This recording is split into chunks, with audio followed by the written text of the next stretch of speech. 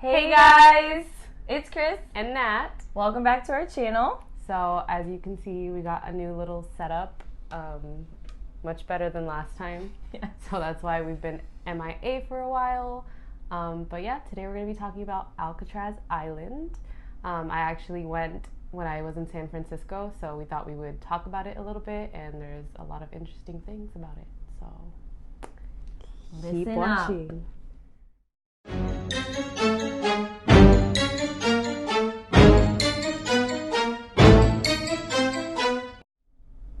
So for those of you who haven't been, San Francisco is an absolutely gorgeous city. It's known for the Golden Gate Bridge, Fisherman's Wharf, and also Alcatraz Island. So Alcatraz Island was founded in 1775 by a Spanish explorer, and we actually just learned that Alcatraz means pelicans in Spanish. I didn't know that. Yeah, and she's Spanish, so. And it actually means the island of the pelicans, which is really interesting. And you said there were a lot of pelicans when you went, right? There's so many pelicans. That's really interesting. And there's like bird poop too. That's good. Bird poop. Okay. So Alcatraz Island actually served many purposes. One of them was that it was declared a military prison. So in 1850, President Millard Fillmore actually ordered that Alcatraz be used as a military base. So they used it to supply cannons, guns, artillery, and it was actually used during the Civil War, which is really interesting. And it actually housed the first ever lighthouse on the west coast of the United States. Most famously, Alcatraz is known as a federal prison. In 1933, the Army turned it over to the Justice Department, and that's where they housed the most dangerous criminals. Some of the criminals that actually stayed there were Machine Gun Kelly, probably the rapper. Yeah, I think it was the rapper. Definitely him. And probably the most famous criminal, or the most well-known to have stayed in Alcatraz, was Al Scarface Capone, who was very much involved with gang violence. He was very heavily involved in the Prohibition era, bootlegging, gambling, all that fun stuff. Fun. Since there were so many dangerous criminals there, there were a lot of escape attempts. One of them happened in 1946. It was the Battle of Alcatraz. This battle lasted 2 whole days. Bernard Coy, he was the mastermind behind the whole thing. He had been watching the guards' routine, seeing what they do, and he was able to overpower one of the guards, attack him with another inmate in the kitchen, and then they released 2 other inmates who were part of the plan. At that point, they had been so skinny because they lost so much weight from starving themselves intentionally to fit through the bars where the artillery was stored. So they literally were able to squeeze their bodies through these bars, and they took pistols, they took grenades, and I believe they also took some clubs in order to fight off the guards. You could see, like, if you go to Alcatraz, you could see there's like these markings where one of the bombs went off. That's so which cool. is really cool. That's amazing. Throughout this whole thing, they were freeing other prisoners, like dozens of prisoners got free because of them. And once they were trying to leave, that's when the U.S. Marines came in, and there was a huge shootout. So this resulted in the death of 2 officers and 3 inmates. And they believe that some inmates escaped, right? Yeah, so it's believed that a few inmates weren't accounted for at the end, so their bodies weren't there, so it was believed that they were able to escape, but they weren't ever found in San Francisco. So their whereabouts to this day aren't really known. So it's really interesting. That is really interesting. So the first successful escape of Alcatraz actually happened in June of 1962. 2 brothers, John and Clarence Anglin and Frank Morris, were actually able to escape from their cells, and they actually built a raft to escape, to make it to San Francisco, which is really interesting. Yeah. So Frank Morris was the mastermind behind the entire thing. Their cells were all adjacent to each other, so they started planning their escape. Basically, how they started is that they had started digging where their ventilation ducts were. So they started digging with like spoons, blades that people threw out. They even made a drill out of I think it was like a vacuum cleaner. That's insane. Yeah. Which how do you even make that? So they started digging, and then they would cover up the noise of the digging. Frank Morris would play the accordion to cover up any sound. And then they had a cardboard that they made so that like it covered where the hole was and it looked like it was just ventilation ducts. This is very well thought out. Yeah, so they had like painted the cardboard like just like the walls, so every time they would dig a little bit, cover it, dig a little bit, cover it, and this went on for 3 months until they were able to fit through the ventilation ducts. And they had paper mache, right, to replace so themselves? they made paper mache heads, I think it was like out of toothpaste, like anything they could find, toothpaste, newspaper, like any scraps. And the hair was from the barber shop floor. Wow. Yeah, so it looked real. Like the way the cells were set up, where your head is, like your head is like showing like against the metal, kind of against the bars. So you're kind of laying like that way. So all they had to see was like their head, and like they would just make the body out of like the pillows. Wow. So it looked real. Like when you're covered, it just looks like hair. So like the guards never really thought anything. So once these holes were built, the men would meet at the utility corridors, which were behind their cells because that part was unguarded. And that's where they started building their rafts. So like nobody would know that they were building it. They built it out of raincoats that were thrown away. Some prisoners even donated because they knew what was going on. They even donated like some of their raincoats. Yeah. Wow. So they would build their life preservers and their raft out of that. And then they used the air from like the accordion, I guess, to like blow up the actual raft. Yeah. So like these guys were smart or like very crafty. With what they were given, with what they had. Exactly. To come up with these things and come up with a raft for the water, like it was just insane. And there was actually a fourth man that was supposed to escape with them, Alan West, but he didn't build his hole big enough on time. So the night of, he was literally like digging it. And then once he got to the top, like the men were already gone. Yeah. Man. So these guys, basically, the guys who did escape, they climbed up 30 feet, like through the plumbing system. Wow. And then they had to like go 100 feet across and then go like 50 feet down before they went into the water. And that's how they escaped. They basically just like climbed through the building, which if you go to the prison, you could see like the utility corridor that they would meet at. Wow. Yeah. That's so cool. You could see their cells. You could see like the paper mache heads. You could see the holes that they were digging. It's really cool.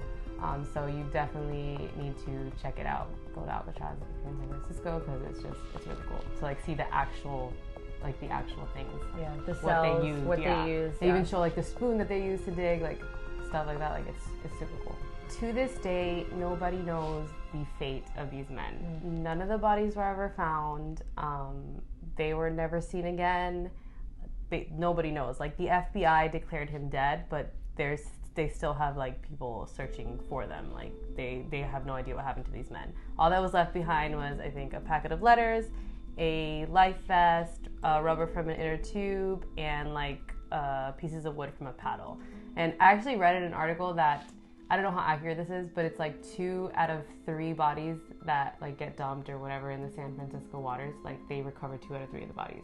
So for them to not find 3 bodies, like it makes you think like, are they really dead? Like what happened to them? Yeah. So what's interesting is the California police actually received a letter from a man claiming to be John Ackland, and he mentioned that Clarence had died and the other gentleman had also died, and the only reason he was reaching out is because he had cancer.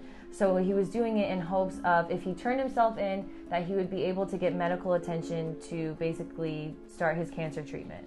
But they ran tests on the actual letter itself, on the handwriting, the fingerprints, but it all came back inconclusive. So nobody really knows to this day whether or not that's accurate or not. It's interesting to think like maybe it was him, maybe it wasn't. And his nephews actually think that he's alive. They claim to know where he is, but like they won't say where.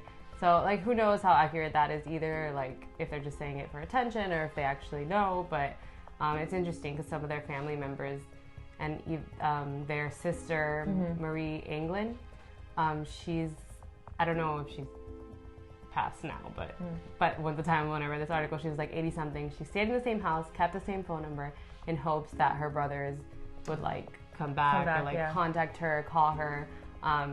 Apparently she's never received anything, but who knows? Like maybe they did contact her, she didn't want to say anything. And she's just hiding him. Yeah. Supporting her brother, It's crazy to think, but like, I mean, they've been spotted, apparently. Quote unquote, and like Panama and like all these other countries, but nothing, like nobody has ever heard from them, no bodies, like nothing. And the Mythbusters video. Yes. that we saw. There's actually a Mythbusters. If we find a clip, we'll include it here. But they actually did a video to see if it was possible that 3 men could build this sort of raft and escape, and they solved it. It was busted. So or it's accurate. They found out that it was possible.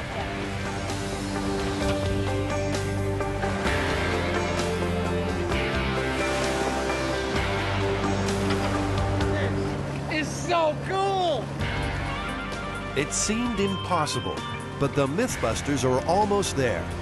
Paddling a raincoat raft more than 3 miles across a rushing tide, making landfall just east of the Golden Gate Bridge.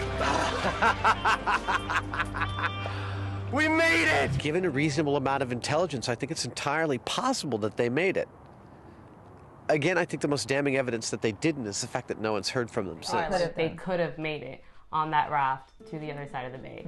So who knows? We would like to know what you guys think about it. Do you think that they escaped? Do you think that they never made it? So what do you think? In 1963, Alcatraz actually closed as a federal prison.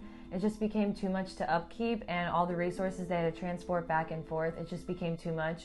And so they closed the doors for the prison, at least. Yeah, so then it just became unused land. So a couple years after the prison closed in 1969 until 1971, so for 19 months, the Alcatraz Island was occupied by Indians. So when you go, you could actually see a sign. It says "Welcome Indians," and I had no idea about it. Like I didn't even know. I feel like this isn't common knowledge. No, like why it said that, and there's other graffiti like throughout because they sprayed it once they got there. But yeah, I didn't know, and then they have like a whole video explaining it. So it was basically a protest because the government kept taking their land, so they kind of wanted to like claim some land back. And there's a treaty in 1868 that stated if there's any unused government land that the Native Americans can claim it as their own.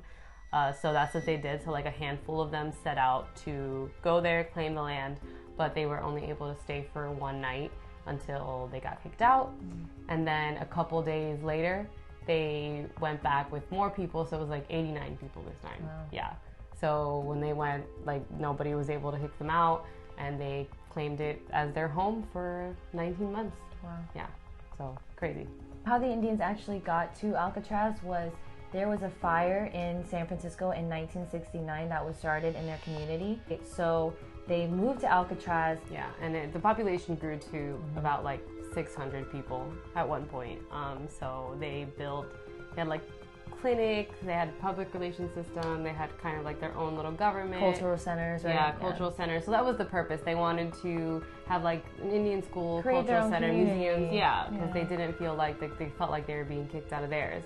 So when they had the fire in the Indian Center, it was kind of like motivation to be like, hey, like we need our own space, our own land. And Richard Oakes is actually the leader behind the whole thing.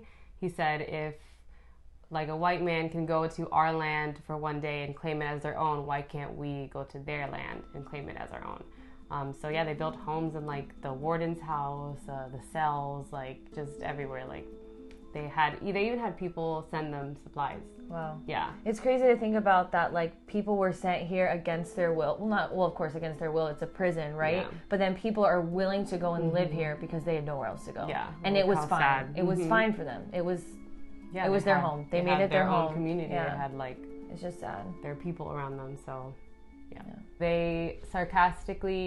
They took the land for free, but like sarcastically they offered $24 in glass beads and red cloth for the land, which is supposedly what Manhattan was sold for. That's supposedly what the Indians received for Manhattan.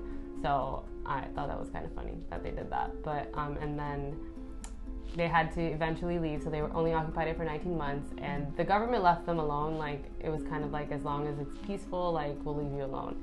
But after 19 months, people started coming there because they wanted to kind of live for free. Nobody was paying. So, nobody was giving money to any funds. The clinics that were there. Yeah, so it wasn't about their protest anymore. It kind of just became like whatever. Like, and then drugs were banned, but then people started bringing in drugs.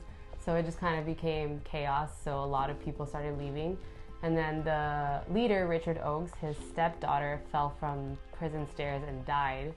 So him and his wife left, and he was the leader of the whole thing, and then that just kind of like everybody was trying to fight for control, so it kind of just became like a little chaotic, and it didn't have the purpose that it had in the beginning. So they did leave, and then the government eventually, because there was like chaos going on there, they cut off their power, and then another fire broke out, which I think is crazy, and that kind of just drew the rest of the people out. But I think there were like 6 men that stayed until they got kicked out. Like, well, physically, by like authority came, kicked them out. But yeah, so eventually like it did end, but it did do a lot of good for their community. Like it brought attention to their cause. Awareness. So like it wasn't for nothing. Yeah. Like they did bring attention to their cause, awareness, and then the government started changing a lot of their rules, a lot of like, you know, giving them space to be, and I know it's still an issue today, but this kind of started like the conversation. So now, after all of that, Alcatraz is a national park. It became a national park in 1973, so when you go to San Francisco, you can visit, but make sure you get your tickets ahead of time because it gets booked. Real quick, yeah. I was sad because I went when I was 13, and we literally went the day of to try to get tickets, and they were sold out, and I was really sad. Yeah, so make sure you definitely book that like way in advance. It gets packed so quick, but you could see everything. You could see the cells, you could see solitary confinement, which is really scary. Like you go in there and it's like so dark. You could see where their yard, you could see the warden's houses, because like the warden and the guards used to actually like live there. Like they had their own little community, and the kids would take the ferry to school like every morning and then come back. Yeah, so you could see all that. It's really cool. And I actually met one of the prisoners directly. William G. Baker was there when I was there, and he signed my book. So cool. So this is him. I think he went for like fraud and stuff, and he was there a couple of years. But yeah, this is his book about it, and he was there, and he was signing people's books, which I thought was really cool. So definitely, if you go there, check this out. And then you have... I also have one, but I just got mine at Goodwill because it was really cool. But it's cool because somebody signed it too. The prisoner who actually is in this book signed it to Kathy. Shout out to Kathy. It's Kathy. But it's just really interesting. Yeah. So these books are still around, and if you go, you might have the chance to meet and get a book signed by one of the prisoners. And there's who's there. So many books from prisoners and stuff, and their stories. And it's crazy to think like they lived like when you go to the island, you could see San Francisco, and like you could only imagine what they're feeling. Like you see these people like living their lives across the bay. You're so apart from society. Yeah. And even like I think it was like New Year's, like when the wind was kind of like blowing or whatever, and there was a lot of people like partying, they could hear. One of the prisoners talks about, because during the tour you could hear from actual prisoners and guards. Nice. Like in like the headsets. Yeah, headsets. So they talk about how they could hear people laughing like when there were like huge parties, huge celebrations, and they were never able to like involved in prison. So it was their own torture. Like they could see San Francisco, but they could never go to it. So yeah, guys. That's it. That's all we have for you today. We're gonna be trying to do these more frequently. These videos. 2020, guys. We got big stuff coming up. Goals are set. Yes. Videos every other week. Vlogs going up. We're also having a blog that's going to be posted on our blog. On our blog. mysteryrepeatsitself.wordpress.com. All about Alcatraz with some more information, more deets. Yes. So definitely check that out. Follow us on Instagram, Mystery Repeats Itself. We'll be posting more frequently on there, and every time we post a video and stuff, we'll be posting on there. So yeah, guys, that's it for now. We'll see you in our next video. Bye.